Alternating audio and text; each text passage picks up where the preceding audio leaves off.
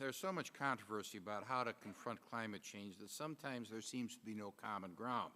However, by taking a realistic approach to black carbon, we can have a positive effect on the environment without breaking the bank, which is something that both Democrats and Republicans should support. Black carbon, which is essentially soot, doesn't get the attention that CO2 receives. That's too bad, because the more focus on black carbon would produce immediate results for the environment without requiring the types of regulation that stifle the economy. Scientists are learning that black carbon is one of the leading contributors to climate change. Most global emissions of black carbon come from energy-related combustion and the burning of biomass. By coating both the air and the planet's surface with soot, black carbon absorbs heat at a dangerous rate. But unlike CO2, which hangs in the atmosphere for decades, black carbon lingers for only days at a time. It's also easier for society to address the emissions of black carbon.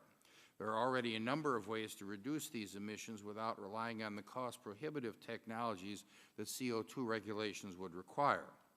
Most of the world's black carbon is produced in Asia.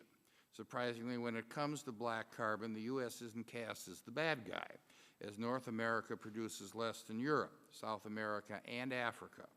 But much of the black carbon produced in the developing world could be offset with simple technology and techniques. Improved farming and forestry policies would go a long way toward reducing the soot. So would cleaner burning stoves, which are already readily available and could be cheaply deployed in many of the developing nations where dirty, inefficient stoves are commonly used. It will be a lot cheaper to buy clean stoves for developing nations than to implement draconian CO2 regulations.